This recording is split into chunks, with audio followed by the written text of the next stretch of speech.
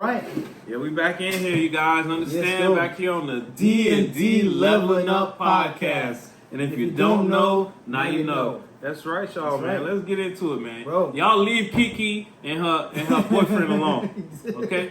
Y'all leave KEKE and her boyfriend alone. Y'all know who I'm talking about. We know what you're KEKE talking with the long hair. You know what I'm saying? Yeah. KEKE that smiled in front of Usher's face, then showed her other smile in front of Usher's face. Come on, let's talk about it. Let's get into it, man. Let's get into what y'all it, really man. think about that, man? What you think about the situation, man? See, the whole situation, like as you explained it to me, is that she was at an Usher's concert. She got up and danced with Usher. The backlash is her boyfriend, voicing his opinion that she's a mother, she shouldn't be able to do those type of things, and people are going to the fact where they knew who she was before she did this. This shouldn't be an issue. She should be able to do whatever she wants to do in this situation. Yeah, you know what I'm saying? That's what they believe. She's crazy, She's bro. crazy for doing it. She's crazy. What do y'all think? Me? Nah, son. Yeah. Okay, you got a pass. Mm-hmm. You get the pass for dancing with Usher. Yeah. Okay, you dance with Usher. All right. Mm-hmm. That hand over the neck, What? like this. Oh no, brother. That hand over the neck like this, ladies. That's reserved. That's reserved for It your should man. be reserved. Yeah. It should be saved for your guy. Yeah. Okay? Yeah. But I think the problem with most of this is that the outfit, people wear outfits, See-through? okay? Yeah. People wear see-through What you stuff, gonna do? okay? Yeah. What you gonna do about that, okay? Yeah. I'm not really harping on the outfit. I don't see why he would too. Mm-hmm. But to double down, to go on Twitter and tell and openly criticize the mother of your children. Yeah, exactly. It's a bad standard. That was a bad move. Yeah. If you wanted to win any type of argument, I wouldn't have done that. Exactly. And sometimes I wonder if this stuff is contrived. Come on. You know what I'm saying? Because to be honest with you, like you have a relationship with this individual. Like why would you even comment on anything that you have personally together just because they have a different display? You're usually supposed to, in a relationship, you're supposed to cover the other individual. There we go. You know what I'm saying? That's why like we're supposed to stick. Let's stay like right there. Yeah. Because if we go anywhere beyond that, it's just gonna go way too far into I feel. Let's stay right there. Why? The problem isn't what she had on or what he was telling her. I don't believe that it's okay for your man to tell you how he feels. Yeah. Okay, ladies? Stop shutting down these dudes for explaining how they felt, how they feel, how they grew up, and what they expect from you. Yeah. Okay? It's okay to expect something from you. You don't always have to do it. True. It doesn't always get done. Yeah. And people don't explain that to most of our generation is that I come to the table with expectations, and you come to the table with expectations. Exactly. And we should have already discussed these expectations and boundaries of what's going on in our relationship. I watched this preacher on, it's like he's not young anymore, but he seemed like a young guy on YouTube, and he was like counseling people throughout the years. The number one reason for people actually divorcing was unspoken expectations. Oh wow, of course, because you know what the thing is, like I was looking at a book a long time ago and it was talking about relationships and marriage, and it says one of the basic things that you really have to understand is with expectations.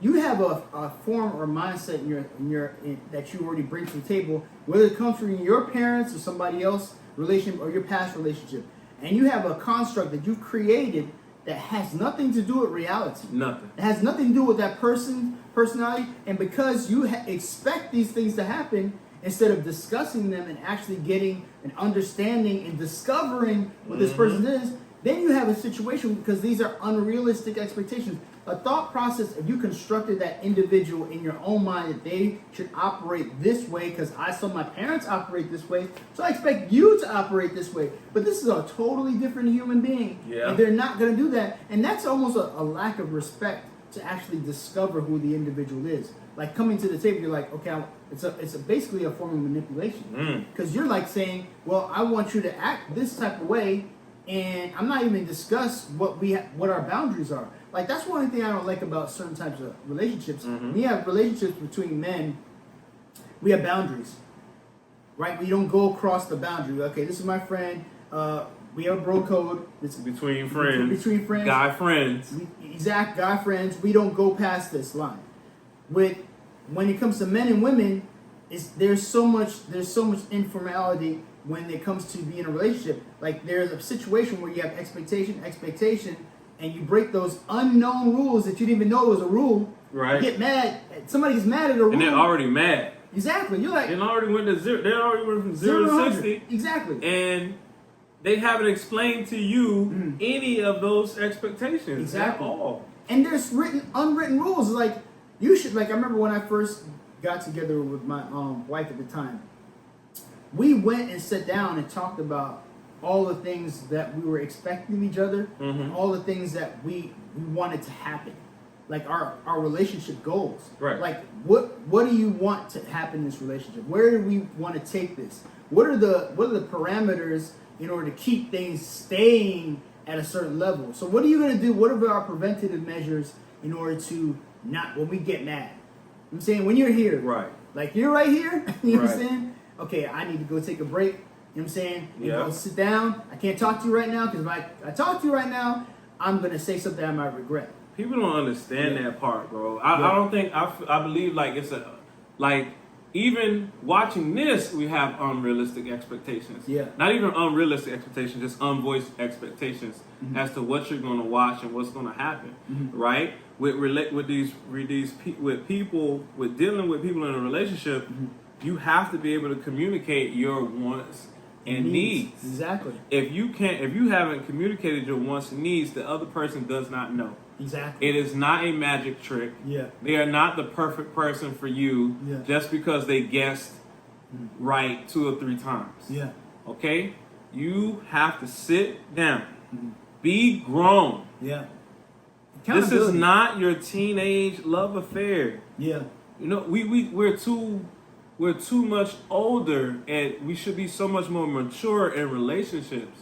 Like Buddy getting on the world of Twitter exactly to address her dress was uncalled for. Yeah. It's as much as he wrote after that saying, oh, well, basically saying I have expectations because I grew up in a family that did this, and this. Correct. And I'm like, okay, that's cool. Yeah, that doesn't make you right about addressing her in public. Exactly. Because you almost uncovered her. You know what I'm saying? You're not protecting her. You're not protecting her that way. Exactly. It's not like you're trying to protect your way of life. Yeah. But if you were really protecting your way of life, you probably wouldn't have dated or had a child by her. Exactly. And like the rest of the internet is saying, you should have known. Exactly. You should have known the type of individual you're getting involved with. You should have known that person, what they were going to do through certain seasons before having a child with that person. Yeah. There's a big difference, and I don't believe that people are telling the ladies what's really expected. Like they think, okay, cool. All I got to do is have a womb and some breasts, and we're in a relationship. Yeah. Like, no. Yeah. You have to have a mind of your own. You have to have a culture of your. You're gonna have a culture of your own. You're gonna have your own ways to do things.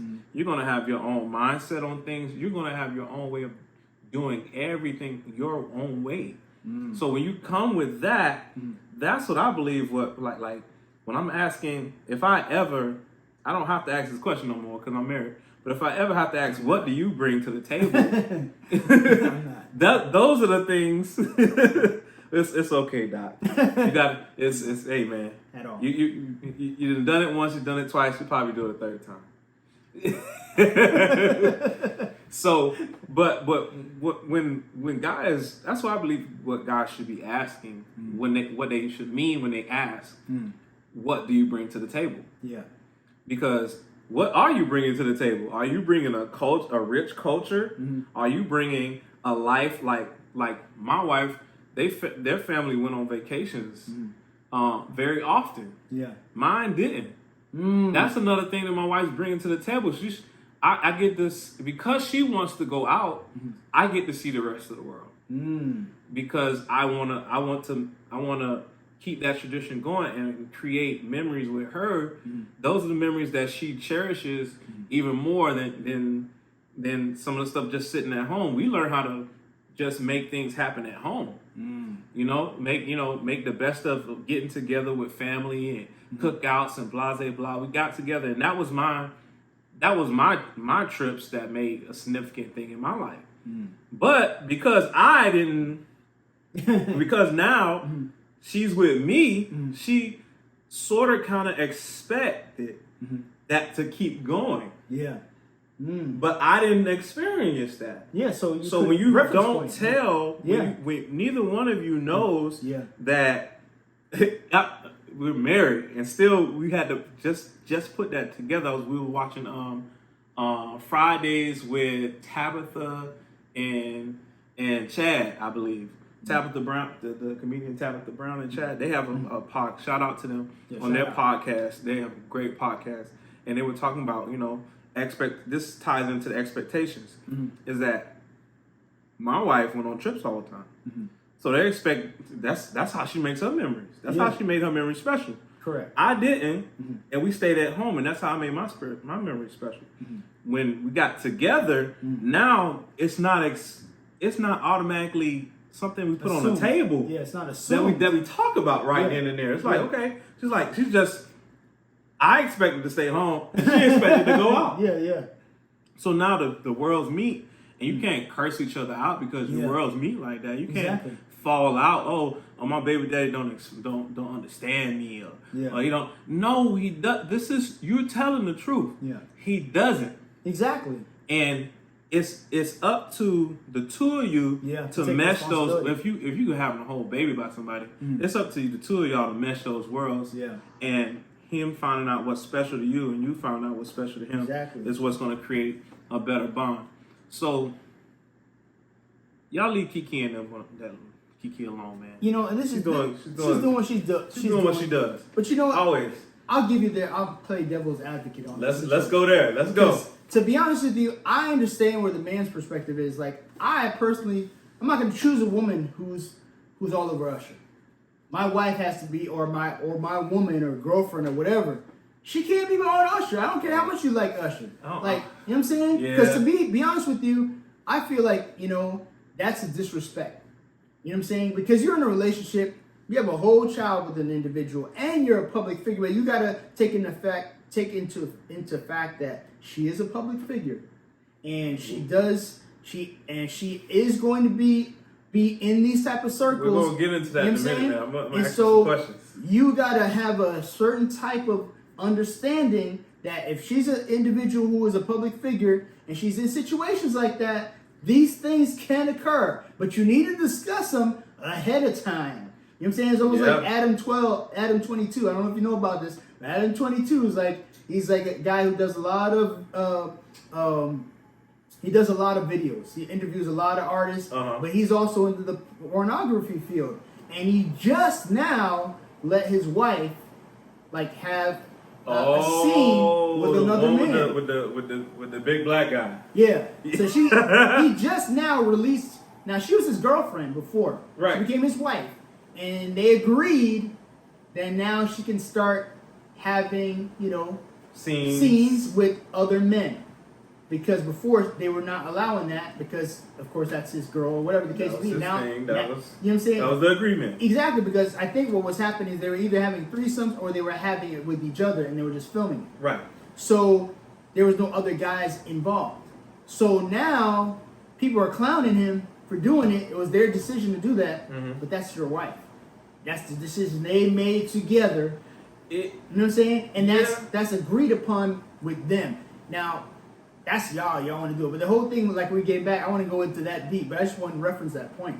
But going back into KEKE Palmer, boyfriend, you don't voice things that should be in the dark. It should have been something talked about. But at the same time, let me play devil's advocate with this too. This is this a ploy? That's what I'm thinking. Is this a play? I think it's contrived, y'all, bro. we gotta understand when we get played. You know what I'm saying? I think it's played, bro. We gotta understand. We gotta understand when we get played. You're playing people off their your emotions. job, her job was to get noticed. Exactly, and she did that. she did that. Exactly. Her job right now is to get noticed. She's on.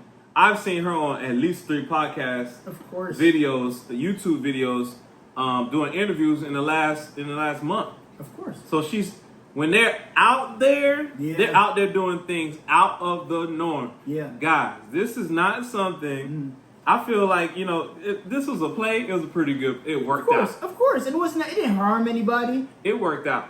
And to know, okay, my point of information, I believe there was a TLC documentary where she played. What's the one? What's the one that nobody really talks about all the time? Was it a movie? The movie. There was a TLC. There's at least there's Left Eye. Was she playing like a lesbian character? No, she plays the girl that Usher was in love with. Oh, really? That Usher dated. Okay. Oh, why can't I remember this name right now? Right? So it was so crazy is that in this movie she plays the girl that Usher was actually in love with in real life. That I think the whole Confessions album was really about. Oh, really? Right, hits the Confessions. Yeah. Which is crazy. Which is interesting. So right? which is a very interesting tie-in that I noticed after the fact. Sounds very contrived to me. Right. So the whole thing, like we're talking about devil's advocate, sometimes these situations are not even really real. They're just created to create drama and controversy to keep the person's name in the spotlight. I feel like that's what this basically is. It's not really any type of situation that people like, oh, get that excited about it. It's just basically like, you know what? This whole thing was probably agreed upon by all parties. There it is. And it was just there so people could start talking about it like we're talking about it. You know what I'm saying? She played Chili. There's T-Boz, Chili, and Left Eye. Okay. So she played Chili in the movie, which was Usher's previous love interest. So to have them dancing together, and then dancing together, so it was kind of it was a little sensual. It was a little added to it, ladies. Y'all can't act like that's a normal hug. That's not how you hug the guy you call your brother. Yeah, exactly. That's not how you hug the guy you call your brother. That was that was a hug. My wife looked at it and was like, she wasn't supposed to hug him like that. Yeah. It's not a church hug. It's not a comfortable hug. It was like when the hands crossed like this and they were dancing and swaying and looking into each other's eyes. Yeah, it would. I don't know if it would have sent me to Twitter. Yeah. But but there would have been something to talk about when we got home. Exactly. Understand? Okay. That ride now after you basically love up Usher, you turn around and give Usher the look, the behind the scenes, so to say, look. Yeah. You give him that good look, like, oh yeah, you get to look at this. Yeah. That I've been, and it's a little extra, which makes me believe that this is all set up so that people can talk about this. Exactly. There's no way you take to Twitter. Yeah. You could have texted her. Yeah. Yeah. You could have texted, phone call, FaceTime, all that stuff. You could have done that, but you chose to get on the most noticeable, of course, of all things to write on platforms. You got on there and then got on the soapbox. Went to town. Yeah, exactly. Like you write, okay, cool. Like the Usher thing was cool, which is a lie. Of course, Number one, cool. This is never cool. It should never be cool. If it's cool with your dude, he's cheating on you. Exactly. Okay? He's cheating on you 2-3 times. It's bad. It's bad. If it was cool with you, if it's cool with your man that you're dancing with Usher, maybe it's part of your job description.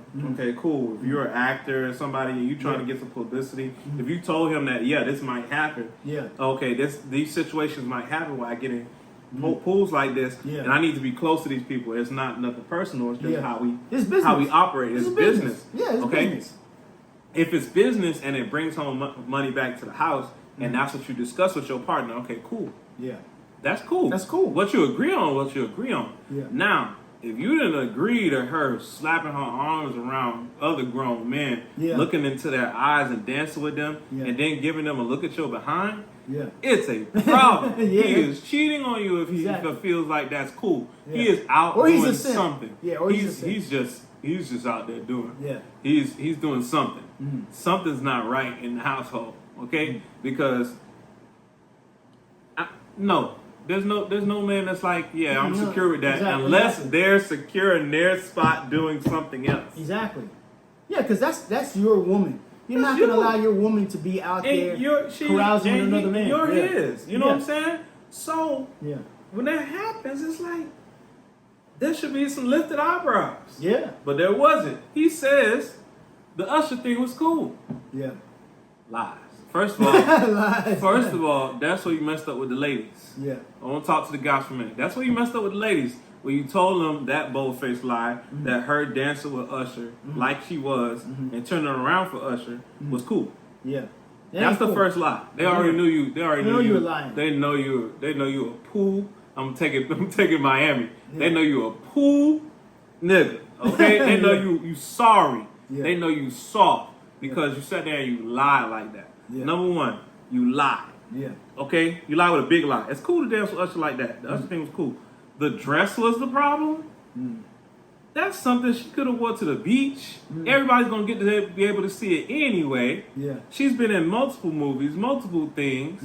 She's been on multiple TV shows. She's out there everywhere, and your problem is what got this part of her that got seen on. You don't own her body. Like what? You don't own. Like you messed up right there. Yeah, exactly. Which makes me believe that all this is planned. Of course, all playing, man. It's planned to get everybody up in a roar, so that she is still in the spotlight, which is dope. Okay, 2 stars for y'all, 5 stars for y'all for making everybody go haywire, for putting in all those awkward signs. Yeah. I mean, and it's business. It's a business thing. It's a business thing. It's almost like we talked about this whole thing. Like it seems like any person who gets with Disney goes dark at a certain period of time. Oh man, you know what I'm saying? You went there. I went there. I had to go there, bro. You know, went there. I had to go there. It's like, this is a problem for me. Is like you have like any person who starts out with Disney, like Ariana Grande, whether it's any of the Disney, like the Mouseketeers, like Justin Timberlake and Britney Spears. They start out like all these. They're always super characters where they're super good. Their character's super good, and there's got to be some level in their career where they got to go so dark to the other side. It is insanely a twisted situation. It is to get into this whole Disney thing. All these characters coming out of there, they're doing such great characters. They're happy, blah blah blah. The problem is they got us invested in them and in how they are on the screen and. Sometimes we don't separate the reality from what we see on the TV screen because you get to see it more often. True. So you don't see that, okay, that's just a human being playing somebody. Yeah. You think that's really them. Exactly, it's not. So now they got us to follow them through their life, and then when they make that right turn or that left turn that goes completely haywire. Yeah, completely dark. We're like, okay, well maybe that's how. Maybe that explains why I'm the way I am now. Yeah. I used to be good. This was all good, and then something happened. And now I gotta go. Yeah. Now I gotta go. Sit here, sit in there, and mess up here, and mess up that. Yeah. And it really, I think it throws off like a lot of people because it's a lot of people watching TV that believe that everything that we're watching is who that person is. True. And they could be going through hell behind the scenes and playing somebody happy-go-lucky. It's the funny thing, I was looking at Peaky Blinders, which is one of my favorite shows. And they have, Cillian Murphy plays Tommy, which is like, he's a gangster in this. And he's a gypsy, and it's in the 1800s in England, in Birmingham, excuse me. So what happens is, Tommy runs the police force, he runs everything. He's just smarter than everybody else. He's actually a younger brother. His older brother is kind of crazy, so he runs it. And then his sister is kind of like his consigliere. She's his aunt, which is consigliere. And then he has other brothers and sisters. So basically, Tommy he tells you what he wants, and he just goes and get it. Or if you don't do it, you die. You know what I'm saying? So. But leading up to getting, I always like to do backgrounds on individuals. So this actual role was offered to Jason Statham first, and then director met Cillian Murphy. Was like, Cillian Murphy's an Irish actor actually, and this is kind of it's built around Irish and British and a couple of different individuals. So what happened is when he met him, he was like, this guy's not Tommy. And then he had sent him a text and said, remember, I'm an actor. So just who I am has nothing to do with this character. I can play the character because I'm not that character. Mm-hmm. But when he's on film, he's Tommy. But they're totally different individuals. Right. Even the way he acts and how he responds is not the same way as that character because he's not that person. So he doesn't, like some people, they get into method acting where they have to go delve into the character and they're in character whole time. He doesn't believe in that. He believes in, this is the character, this is me. As soon as I take the jacket off, I'm myself again. Right. I'm not going to be in character the whole time. Like, you know what I'm saying? Like certain people, like Jim Carrey, deep dive into a character and it's like he couldn't come out of it. Yo. You know what I'm saying? Who else did that? Denzel Washington. Did he? If you haven't seen, what's this? It's the last name of the movie is Esquire. Something Esquire. Oh, Roman J. Esquire. Roman J. Esquire. That is not a bodysuit. I know. He is wearing that. I know. He gained all that weight for that. Crazy. Movie. That was a great movie. Stayed on that weight. What? For a while. I would not. He gained almost. Yeah, he looked crazy. 30, 40, like at least 50, 60 pounds. Yeah. To play this role. But it solidified. He didn't look like anything else from any other movie. Exactly. To me. Yeah. It is a method. Maybe it's not, everybody's method. But applaud those people who do dive into it like that. Bro, Christian Bale. It's gotta be tough. Christian Bale has a movie where I think it's a machinist, man. He lost all this weight and his body was like bones. And I'm like, I'm not. And then he had to go back and blow up for Batman. And I was like, bro, I'm not doing all that. I love y'all, but Craft is crazy, man. That craft is crazy. But that's people. But getting back to the whole aspect of Disney and the like, I don't know if you guys know in our state we have a situation with our governor Ron DeSantis having a battle between him and Disney based on them having the don't say gay policy, basically, which is not allowing children to have any information about anything with the LGBT community or anything that has to do with any homosexuality or any of those type of things or transgenderism or any of that type of stuff before the age of the third grade or in the third grade below. Because I personally believe he's right, because I don't think you can expose children to a whole bunch of sexuality before that time.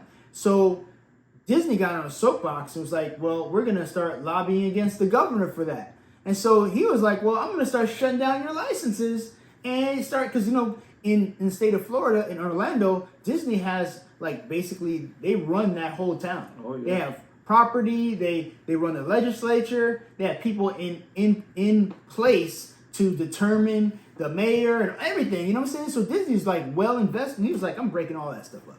But then, at the same point, he has an issue with critical race theory, which we need to get back into, which is going to lead into our next subject if we want to get into the SCOTUS thing.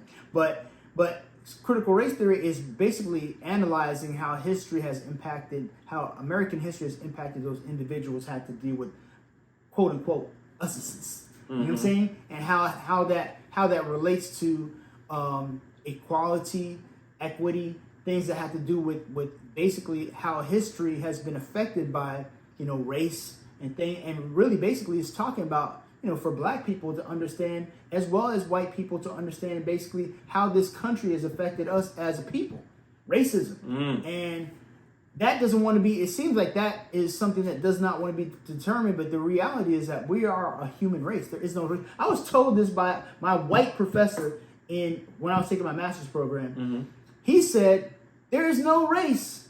It is a human race. That's it. This whole racial equality and the whole kind of master race thing that comes from the Nazis and this old Teutonic type of thing and the blonde hair, blue eyes, there is no pure breed of anybody. Everybody's mixed up with everything. So you saying that there's a race, it's all about money. It's all about creating parallels to make more money. Yes, sir. So why do we have a situation where It's almost like this. My friend paralleled this. DVs, I'm just going to give a shout out. So we have a situation like almost like this. The country has to depend on, in the 1800s, where the robber barons used to control the country. The United States government had no power. So in order for them to have power, we have taxes. And they start taxing everybody, then they have power to do whatever they wanted to do. Right. Right? So there's a period of time where you couldn't do anything. You could do anything you wanted. You could basically control the police force. Right. You know what I'm saying? You could control an army. If you have money, you could just create your own army. There we you know go. what I'm saying? But now, the whole situation in Ukraine used to belong to the Soviet Union. It's like Texas saying, we don't want to be part of America anymore. Yeah. You know what I'm saying? So it's not so much, people always look at it like, oh, Ukraine, it's special interest. We're not even there because we're there for strategic interest. That's the only reason. That's it. And corporations who have like different semiconductors, different things that have to do with cars and car industry and all these other things are critical for it that are being made in the Ukraine.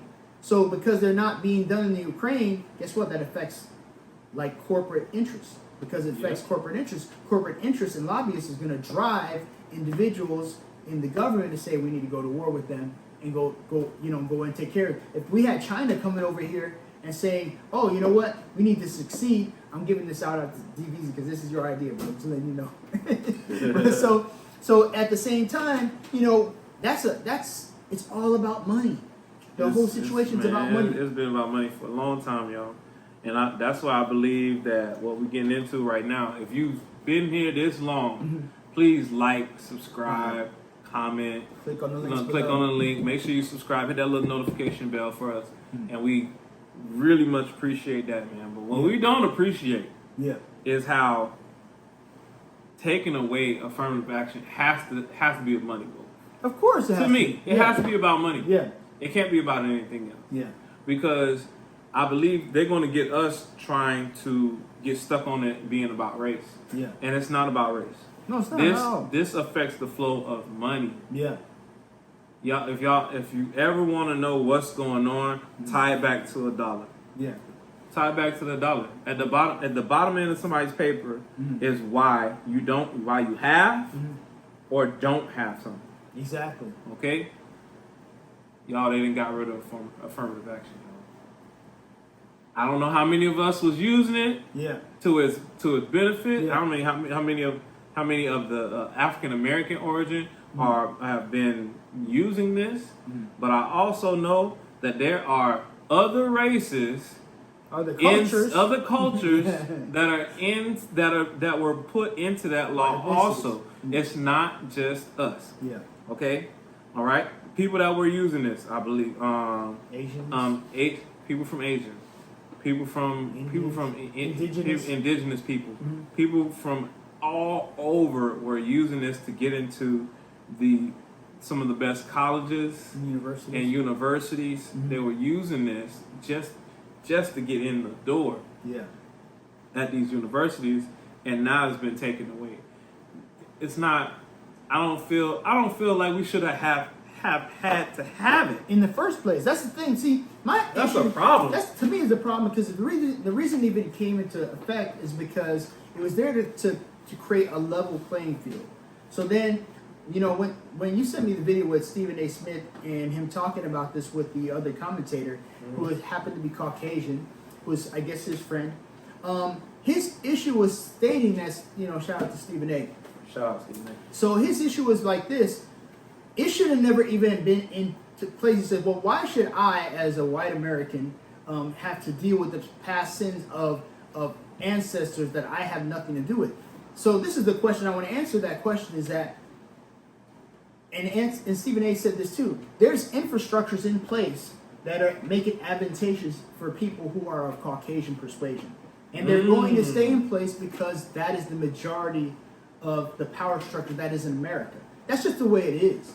You know what I'm saying? And I used to think about it like this. I was like, if it was the opposite, right? If black people were in charge, you'd want to keep it. You want to keep it. You want to keep it like that. You want to keep it like that. If you want to, and that's what people don't understand. They're like, oh, why is it no fair? But white people do it. Listen, if you're in charge, you're not going to go on the bottom. If you're a pig, not going on the bottom by by choice. By choice. If you were in charge, you want to stay in charge. So I'm not saying that I agree with that now. You know what I'm saying? But I'm saying is that if you're in charge, you want to stay in charge. Now, when it comes to past sins, you're still responsible for taking consequences. If your grandfather killed my grandfather, killed somebody in my family, and you never got charged for it, you still got to get, there's still got to be justice. Something's got to give. Something's got to give. The whole situation is like this. I was talking to my friend about this. It's interesting. Like, we have culture. We're like what, 11 to 10% of this population in this country. So there's not an equitable amount of blacks versus whites. So when people talk about there's more white people, there's more black people, black people and white people are equal, we're not. We are less of the population. There's about 60% of the population is Caucasian. So that's way over and above the amount of people that are black. But we probably influence like 90% of the culture around the world, right? So being that fact, why, with the whole situation, usually white or corporate companies own the likeness, the music, the entertainment, the sports industry. All these industries are usually controlled by Caucasian corporations, right? Or people who are white in those corporations. So, because of that, there's an infrastructure in place, right? They are capitalizing off of our culture. We are not even raising an alarm to say, like, you know what? It's great Robin Thicke or Justin Timberlake can sing soulful, but guess what? I don't really need your royalties. I need copyrights of intellectual property. You don't get to sing like that. I created it. Yeah. You know what I'm saying? If you want to sing like that, you got to come through me.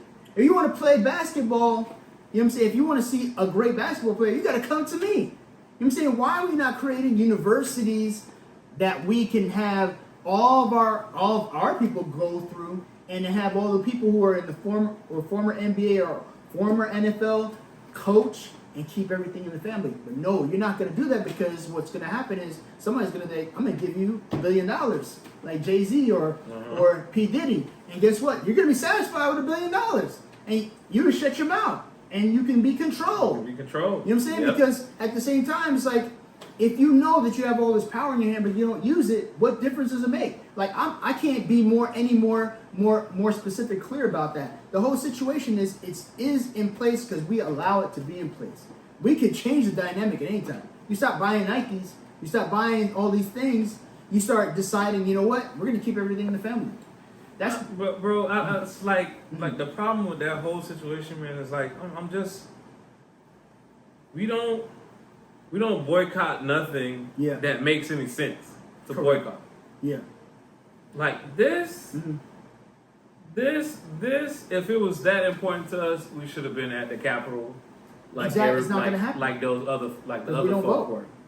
Okay? Okay? The voting thing is cool. Yeah. But it's still like I vote.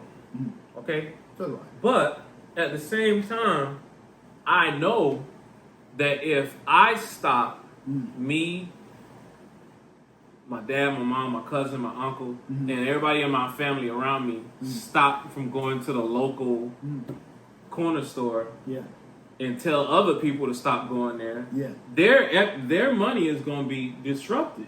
Correct. And they're gonna want to make a change, or have to make a change. Yeah. But we don't do that. We believe these companies are so much bigger than us that we can't make a change by saying, "Nah, I don't want to buy that." Exactly. That's not cool. Exactly. Like, or we have made other people's companies part of our culture. Exactly. And now it's like it's untouchable. Exactly. We don't want to touch Nike, I gotta have my Hennessy. I gotta have my Nike, Jordan, Hennessy. Yeah. Louis Vuitton.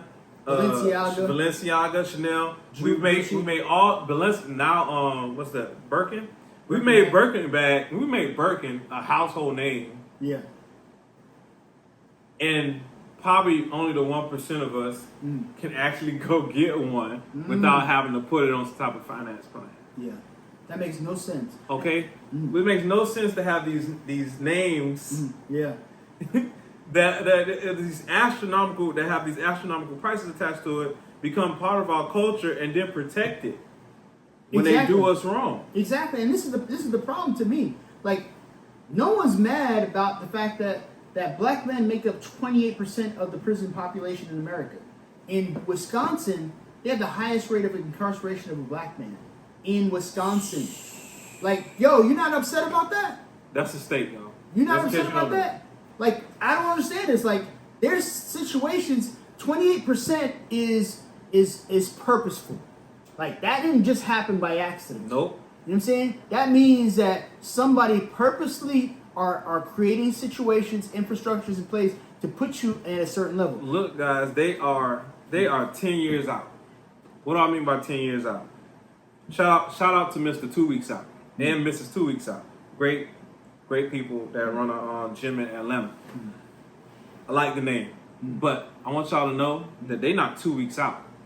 These people that are running our financial systems are not 2 weeks out. They're 10 weeks out. They're 10 years out. Yeah. They're 20 years out. Yeah. That complex that you're staying in, before it even had somebody put a brick there, 10 years before that, somebody was downtown at your local office putting in a petition to make that place available for them to buy.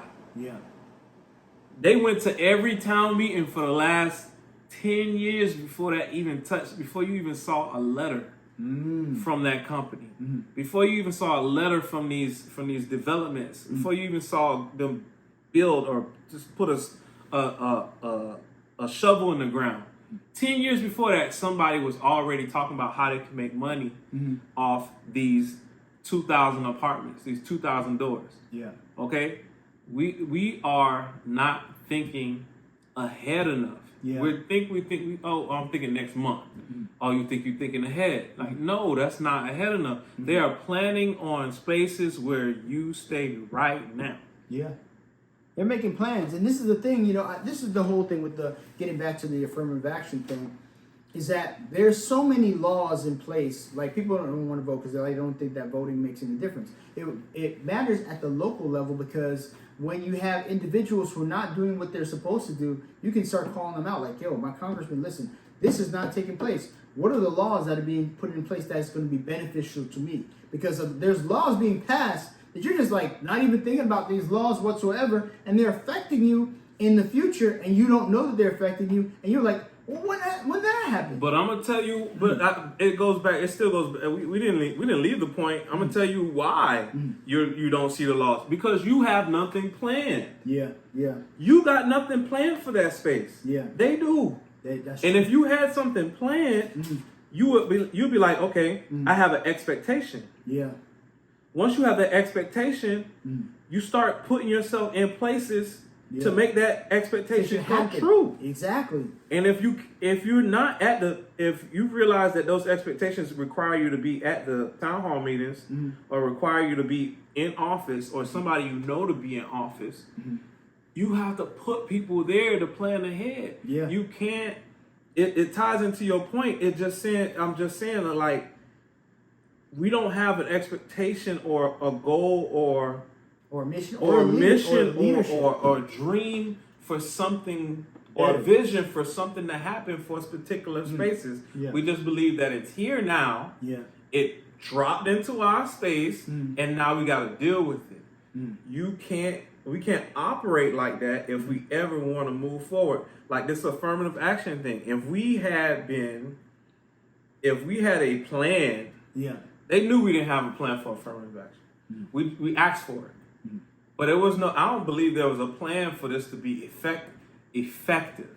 Yeah. Because they can give you a bone, but if you don't know that bone does this, does that, does this, does that, does that, but you got no plans for it to do anything. Yeah. You just take it for what it is. Like, okay, that's cool. They gave you something. Okay, let's say they gave you a car. Okay, cool. You got no plans to go nowhere. What's the point of having a car? True. The car sits there, rots away. Yeah. It depreciates, and you're like, oh, they gave us this cool car 10 years ago. You should be happy. Yeah. That's what they tell you. That's what they tell you to your face. You should be happy that we gave you something anyway. Exactly. There was no plan for affirmative. I don't believe there was a plan for affirmative. Not to this work point. properly anyway. Not to work. Not all across into the board. our favor. No, it's as not. much as we could to optimize it. No. It's almost like a mercy ploy. Like it's almost like, well, we did something, and you should be happy that we did that. That's that bone. You know what I'm saying? We should be happy that we did that because you needed help. You know what I'm saying? So pride would dictate that, like, okay, well, you know what I'm saying? We're actually doing something that, like the commentator or the analyst was saying, oh, why should I have to pay for past sins? Well, you're keeping the infrastructure in place to keep these things going. You're keeping the things that keep you in business. Exactly. In business. And you're still creating. Well, I shouldn't have to pay for what my ancestors did. Yes, you do, because you know why? We never started on an equal footing. So then start giving me the reparations for all the things that have taken away my start. If I when you're in a race with a track, the track goes around a circle. It looks like the person here is ahead, but the track is really made so that it actually goes around at the same time. So even though the person starts here and the person looks like they're starting, it's rounded. So they're really starting at the same place, but it doesn't look like that. Mm-hmm. But what happens is, in reality, it's a straight line. It's not for us. It's a straight line. Whereas if you put individuals who are black and people who are Caucasian, they've already had a head start financially. So because you had a head start financially, and you say, well, you guys should be. We're giving some of you people an opportunity to be here. Yes, some people have an opportunity to be here, but not all people have not had opportunity to be here. You have to give everybody the opportunity to be here, not just some people. Oh, look at Jay-Z, or look at P. Diddy, or look at Dr. Dre, or look. Mm-hmm. Guess what? Those are individuals who are in those positions because somebody put them in position, because somebody over them, of course, is Caucasian, and they're basically people who just like, they're examples. They just happen to be good examples of individuals who are successful, who are allowed to be successful. Because I'm sure that individuals who own the NBA or the owners make way more money than Dr. Dre or P. Diddy or any of these other individuals we call black billionaires, or Michael Jordan, or any of those people, or LeBron. Those are just people that are up there as tokens to me in my mind. They're just, it doesn't make any difference. They don't pay for me. They're not putting any money in my pocket. But the thing about it, why are they not putting together their money and pooling their money and putting together things for black people? They're not doing that. LeBron has a school. Why are we doing schools? Why are we not doing universities for black people? Why are we not creating universities? I don't want to hear about like the fact that people you're investing all this stuff. You're investing over in Africa. You're doing. Why are we not creating our school? Why is Oprah not creating a university here for the children that are here? If we're looking at all the scores, you're a teacher, you see all the scores, the FCAT scores, the scores that our children are actually dealing with. Mm-hmm. Those scores are not on the level of their Caucasian peers. They're not getting the education because they don't have the books. I've been a teacher over 18 years in the school system. They're not getting all the resources that they need. Who's paying for that? When you go to another affluent area, if you don't even know this, when you're in an affluent area, you get more resources because you have to use less resources. Your police force is going to be smaller because you have to pay less taxes. When you make more money, you pay less taxes in an affluent area, able to put more resources toward everything else. If you go to school in an area where there is an affluent area, they're going to get all the resources they need for those children to be educated the proper way. Right. Because they're not a tax burden on the actual county, because they'll pay less taxes. They need less services. They have less police force for people to break into their houses. Now, police forces and the firefighters are not going in to protect them from people breaking into their houses, because those people in that area are affluent enough that they don't do that. That's why the police forces are bigger in less or more impoverished areas, so they pay more taxes to pay for those police forces and pay for the services that are in that community. So if you're poor, you actually make less money and you pay more taxes. If you're rich, you pay less taxes and you get more resources. You see what I'm saying? It's a tough one out here, y'all. Bro, man. We're going through something, and I like to bring it back around to, like, they gave us something and they took it back. and we shouldn't be surprised. Yeah. Okay? My thing is, anybody that gives you something and they act like it was a favor, yeah, you didn't need it. You didn't need it in the first place. You didn't need it. It would have better. To me, it would have been better off you picking up where you were exactly and moving it on your own. Yeah. We didn't need to go to these universities to get these degrees in whatever. We could open up, like you said, could open up our own schools. Could have opened up our own universities, our own leagues, our own stuff. Yeah. Shoot, bought our own land in our own state. Exactly. And operated from there. Exactly. In some type of form or fashion. Yeah. And through scaring us earlier on in the last century, they scattered us so far apart that we feel like we're all one family. We're not. And we're not. And you know, let's not even play like that. That's why you have affirmative action in the first place. Exactly. That's why you can give it to us and take it away. Yeah, exactly. And then make it because seem you're like in a different place. Exactly, you're in a different place, and make it seem like it's a favor to us. This is the thing that bothers me. Like, there shouldn't even be a moniker for African Americans. We're either Americans, you're not American. Why is there African Americans? That's it. I mean, you want to. The problem. I believe the problem with that is that you can use it in a negative light whenever you feel like it. Yeah, exactly. Like they did. Like they did our other brothers and sisters from the Indian faith and from over there in India and over there in Pakistan. They started making us look at them like they were the biggest problem on earth after 9/11. Yeah, exactly. Like every time you saw somebody like that, they would get ready to do that. Exactly. And it was one faction, one group that decided to do this if they did it. Correct. And you know, if they did it. And you know, and this is the thing. You know, this is the thing. I'll tell you something. And this is my father. This is what my father told me, who served in the military. He said, "How do you know that they're the enemy?" Because you know what I'm saying. This is the thing. If you go over to Iraq and some of these countries, Saudi Arabia, not Saudi Arabia, but those countries where people are literally like getting bombed, their children are being killed. Their drones are accidentally killing. Is collateral damage according to, American standard, the American military. Where somebody comes in, you got a wife and kids, and they bomb your whole house. Bro, I want to go to war with you too. I'm going to go to war. I want to go to war. Why? If I did that. You know what I'm saying? Exactly. So then we get mad at these people, right? When we're going to war and we're having collateral damage. We're calling it collateral damage. And you might bomb a whole village from America in Virginia with a guy who is on a drone who uses a smart bomb or smart missile. He bombed, and they well, you know what? That actually we didn't mean to bomb that village. The guy was never there, and you done killed all these people. Killed all these people, women and children and men of another culture, because you could do that, and then we get mad at them for wanting to fight and kill us.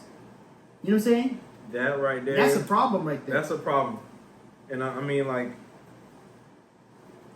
I like where I live, but there's so many things wrapped up in the culture of America and what's going on. It's still the greatest place to get a start and get to build wealth and to do things. It's a great place. Don't get me twisted. Anybody that's anywhere else, I know it's harder. Yeah. It's got to be. Yeah.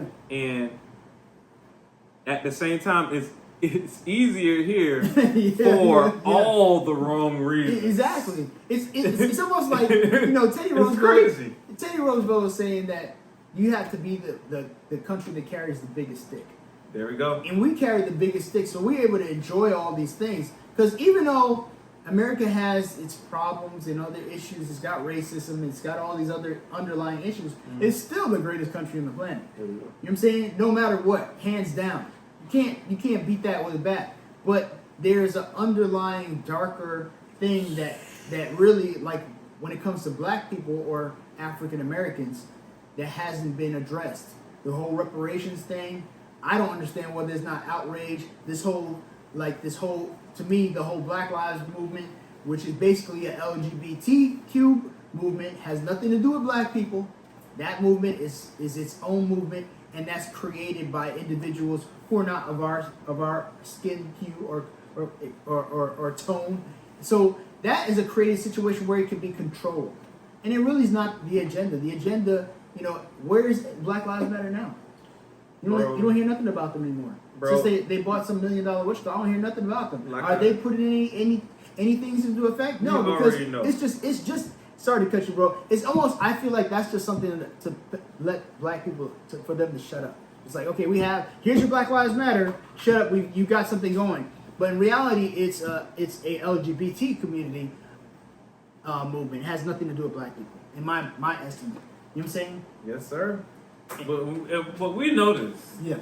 We know this, man. We're here to level up the rest of our community, man, by letting you know what's real, what stuff you may not be paying attention to. Yeah. Like, we talked about KEKE Palmer today, but how many people knew that if you wanted to go to an Ivy League college and they have policies against, they might have policies against your skin color actually going there. Yeah. And the affirmative action allowed you to go to that school, and forego their older policies. Yeah. Okay? This is also gonna keep us out of certain stores. Yeah, exactly. Certain people are not gonna sell to you. Yeah. Because now, it's really all about this money, man. I don't know what the play is. I don't know what the end play of this is, but it has been thought about, and they didn't just end it this year just because they just wanted to this year. Okay? This is something bigger than we think it is, and we gotta watch out. Like I said, we have to have some expectations for our future, some vision for our future, so that we can plan ahead and put things in place, so that we need to move like they were moving, like the people that are against us are moving. Exactly. Okay. Yeah. They're moving with purpose. With purpose. Yeah. We're not moving with purpose. They want what they want, and they're gonna get it. Yeah. By that means, okay? They by any means necessary, they're gonna try and get it. Even if they have to color inside the lines for a little while, they'll play that game because they know you don't even have the book open. Yeah, yeah. Now, it's interesting. I'll tell you the truth, and then before we before we wrap up, I just do want to find out from you how you leveled up this week. How I level up this week, y'all understand. So I want to just kind of put this point. John Wayne said something. John Wayne's like a racist, I guess, in his aspect. He was considered a racist or whatever. He didn't have really that much, penchant for black people. But he said something that was interesting. He said, I don't think black people deserve certain things because they're not responsible. And he almost like, that's tough. It was tough. Because, there's some people who are black and responsible, but as a people, as a whole, we can respond. It's how I respond to whatever is difficult, right? But at the same time, like everybody's race has people that's not responsible. Exactly. I mean, there's anybody in any culture, ethnicity can be irresponsible. But as a whole, are we irresponsible? Really? Are we responsible for our own situation, this plight? I don't really think so. If you already been disenfranchised, it's almost like if someone took your legs and they say we're gonna run. You know what I'm saying? How can you run the race if you don't have legs? At the risk of sounding extra like on the other side, I'm just like, to me, right? Like 3 years ago, yesterday, I was in an accident, and I felt like it was my responsibility to heal up and get out of the hospital as fast as I could. All right. Now I could have laid there and not did the rehab, and not listened to the nurses, and not did this and not did that, and I would have been in a much worse off state than I am right now. So what I'm saying is, like, I'm not saying it's necessarily true, but I'm not saying it's necessarily false either. Like, if we're going to talk about us as a people, the responsible thing to do was not integrate. Yeah, I don't believe so. We could have fought through this. Yeah. And created our own schools. Yeah. We could have went out and got our own. You still do that now. We could have went out and got our own knowledge of the rest of the world. Why you want the books that they're giving their children? The only reason you want that is because that's the highest ceiling you've seen. Exactly, or the highest ceiling that's been placed in front of you that you perceive that is not even your history, somebody else's history. The responsible person, the responsible culture doesn't just look around and say, that's the shiniest thing I've seen today. Exactly. And that's all I want. Exactly. I should be going. You go out. Exactly. You go out. Go. You seek. Like the word says. Yeah. He said, go. He didn't say sit here in the four walls of the church and look at each other and complaining about what God isn't doing or why he hasn't spoke to me this week or why he ain't done that or praise him for the four walls here. He said, go. Yeah. Yeah. Okay? And I feel like it's not all the way wrong, but it ain't all the way right either. Yeah. I'm like, you got to look inside and say, look, there were other options. Yeah, there are. Like, I'm not saying we're gonna all hop on the ship and sail somewhere else. Yeah, but there was better education somewhere.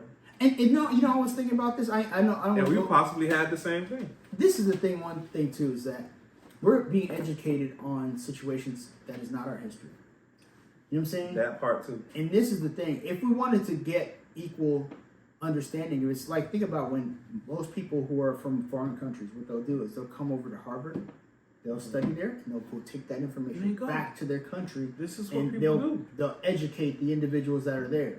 So we could have taken individuals and said, like, okay, well, we want the information in Harvard. We'll send somebody who's smart enough to get there, take that information, bring it back. And that's it. And then we take that information and we process it. So then you have a better understanding of how logistics of a business goes. Because you send somebody to business school, that person teaches everybody else. And now you've got the individuals teaching you about logistics of businesses and how to operate a business, how to create a business plan, how to create put these profit and losses, and how to put these things into place into your business for it to prosper. And now, guess what? Now you don't have to go anywhere because you already got that individual and you pass the information down. Our issue, or not even issue, our thing we used to have is we pass down traditions to individuals in the past. So if you had stories of individuals, you would pass those stories down. That's our storytelling tradition. That's a tradition that we have been broken, that we have not been accentuated in our culture. Right. You know what I'm saying? We're trying to do it through rap, but what is rap doing? Is rap actually accentuating a culture, or being proselyte, or being actually used as something that's a tool against us to look at ourselves in the wrongest of ways, to look at our women in the wrongest of ways. You know what I'm saying? To look at our men in the wrong, our fathers in the wrong way. They're not using that thing, or to look at each other, to hate each other, to start using it as a reason to hurt each other instead of a reason for us to build each other. That's why I'm a serious hip hop head. But to be honest with you, I feel like if our music is not lifting our community and lifting ourselves, it is garbage. You know what I'm saying? Understand? And if you don't know, now you know. And this one was brought to you by the D&T Level Up Podcast. Once again, guys, we're glad to have you guys here. Yeah. Make sure you like, comment, and subscribe. Get back with us. Get to us. Let's get to the next. Let's get to the next thing.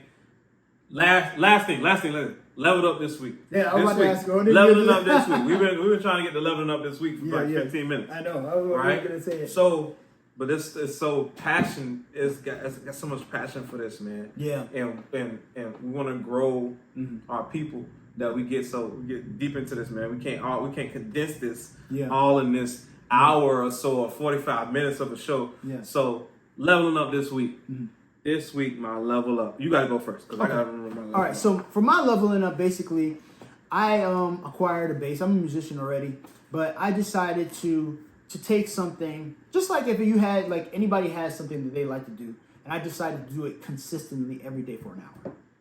And it just, actually, for some reason, it just inspired me, because I wasn't trying to do anything specifically. Usually when you play music, you have a specific song that you have to do because you get paid for it as a professional musician. I didn't want to do that. I just wanted to just enjoy myself, period. And for an hour a day, consistently for a week, I've been just enjoying myself. Not having to try to do anything, not trying to please anybody on it, not trying to get a certain type of technique to do this and to do that so somebody can look at me. No, just to enjoy myself. And it's just been a joy to do it. And it's not only that, it's a level of discipline. Because like I think the other day I was doing it, I was like, oh man, this is starting to be work. You know what I'm saying? I was like, am I doing this as work? But then I was like, I got to do it. I'm forcing myself. It's a discipline. And so I'm happy that I was able to make myself like I'm doing now. I'm enjoying the fact not only of the act, but the fact that I'm disciplining myself to do something within the hour. No matter what happens, I'm doing that. And so that's how I leveled up. Leveling up this week, guys. That was dope, man. Thank you, bro. Doing the discipline to push through, making this thing like you're gonna enjoy it, but it's the journey you get to enjoy. You know what I'm saying? On your way of just sounding better, hearing better, feeling better about your instrument, and just enjoying it all the way around is dope. My level up was, I explained this first. Like, I feel like my personal space is like a reflection of my mind. So if my personal space is junky, let's say stuff is just put out of place. That's what I mean by junky. I don't mean dirty. I mean like your book bag goes by the door when you come inside, but it's not by the door anymore. It's in your room. Yeah. Okay? Yeah. Your trumpet, you played, you didn't put it up, you just left it right where it was when you got done. Yeah. You know what I'm saying? There's just certain things that just get put on the coffee table when you walk in, and it just doesn't belong there. It goes somewhere else. It goes in the back room. All right? So to this week, I got the bright idea to make sure that everything goes in its proper place. Proper place, yeah. Because I'll tell you this right now, if I put one of these phones in my back pocket or my front pocket, if I put one of my phones in my front pocket and I usually put it in my back pocket, I've lost it. Okay, I will spend time looking for it. I will look in every other crevice, every place that I saw it in my brain before. I will look there because I believe that it's still there in my head. I'm like, it was right there, but it's sometimes just the things that you're looking for, like they're right there, bro. But you haven't put it in its place. Yeah, exactly. So to level up this week, y'all, put things. I want to leave y'all with this: put things in their place and allow it to be at that. Name it, claim it, put it where it's supposed to go. Okay, this is just, this is mental fit. This is mental fitness, physical, everything. Put things in its proper place. Prioritize and put things where you need it to be. And we're gonna get back to you guys on the D&D Level Up podcast. And if you don't know, now you know. That's right, baby. Catch y'all later. Deuces. Deuces. Yeah. Yep.